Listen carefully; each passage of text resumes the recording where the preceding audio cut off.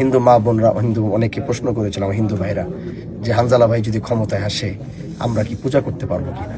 ভাই শোনেন, ইসলাম আমাকে এটা মানা করে নেই, বাধা দেয় নেই। আপনি আপনার ধর্ম যা আছে এটা আপনি পালন করবেন।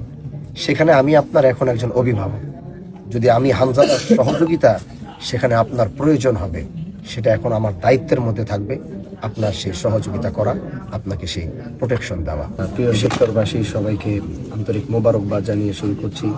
লম্বা কোনো কথা নয়, অনেক মেহনত, অনেক কষ্ট করার পর আজ এরকম একটি জায়গায় দাঁড়িয়েছি যেখানে আনার পিছনে এই শিবচরের মানুষের মেহনত, অনেক কষ্ট, প্রবাসী সহ সবার খুব মেহনত কষ্ট ছিল।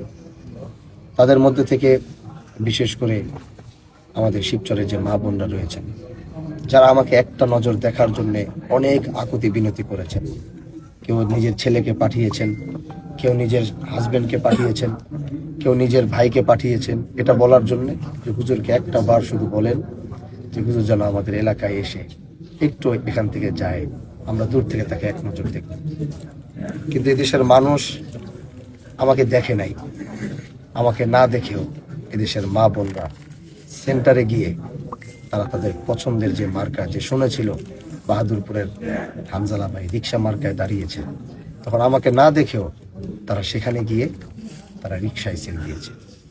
এবং মা বোনদের ব্যাপক একটা সহযোগিতা আমার এই নির্বাচনের মাঠে ছিল। এখানে যুবকরা ছিল, প্রবাসীরা ছিল, চাকরিজীবীরা ছিল। এই জন্য মা বোনদেরকে আমি বলছি, আমার নির্বাচন এখনো শেষ হয়নি।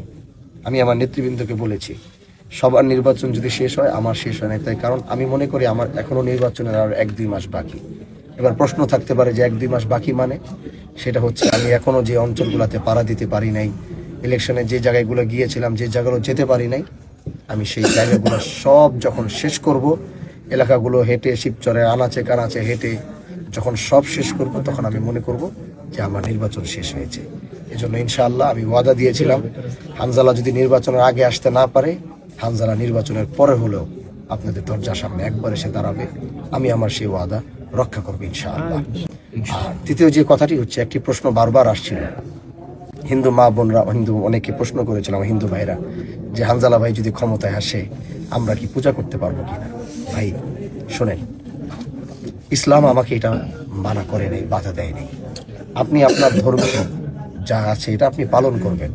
সেখানে আমি আপনার এখন একজন অভিভাবক, যদি আমি হানজালার সহযোগিতা সেখানে আপনার প্রয়োজন হবে, সেটা এখন আমার দায়িত্বের মধ্যে থাকবে আপনার সেই সহযোগিতা করা, আপনাকে সেই প্রোটেকশন দেওয়া।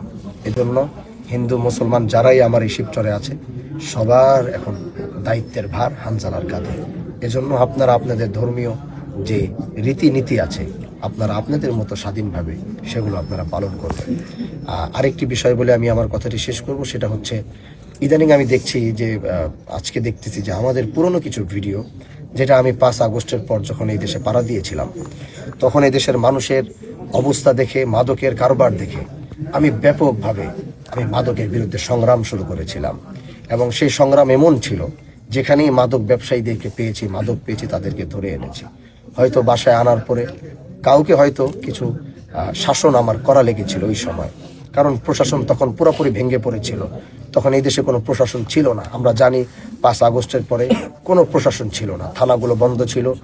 সেই প্রশাসন না থাকার কারণে ওই সময় সেই দায়িত্বটা আমরা নিতে বাধ্য হয়েছিলাম, কারণ তখন বাংলাদেশ প্রশাসনহীন ছিল। এজন্য সেই দায়িত্বের জায়গা থেকে দেখা গেছে কাউকে হয়তো মাদক নিয়ে ধরার কারণে প্রশাসন যে কাজটা করতো, কিন্তু প্রশাসন ছিল না বলে আমরা তাদেরকে সামান্য শাসন করেছি। কেউ হয়তো সেটা একটু ভিডিও করেছিল, এটাকে আমি এত বড় কিছু মনে করি না, কিন্তু সেই হয়তো কেউ ভিডিও করেছিল। ওই ভিডিওগুলো আজকে হয়তো অনেকে আবেগে ছেড়ে দিচ্ছেন। আমি মনে করি এই ভিডিওগুলো আবেগে ছাড়ার জিনিস না। আমাদের যে এটা ছিল আমাদের ঘরের ভিতরের কাজ, শাসন করা, সেটা হয়তো কেউ ছেড়েছে। তো আমি মনে করব যে যারা আবেগে এই কাজটা করছেন, আমি অনুরোধ করব সেটা না করাই ভালো। আমাদের এখন, আগে সেই প্রশাসনের দায়িত্ব আমার কাছে ছিল না, কিন্তু আপনাদের ভালোবাসায়, দোয়ায় আপনারা আমাকে এখন সেই দায়িত্বটা দিয়েছেন। এখন ইনশাআল্লাহ এই মাদকের বিরুদ্ধে, অন্যায়ের বিরুদ্ধে যে কাজগুলো করা দরকার, প্রশাসনকে সাথে নিয়ে, না হলে আমি প্রশাসনের সাথে থেকে আমি নিজে সর্বোচ্চ সেটা চেষ্টা করব।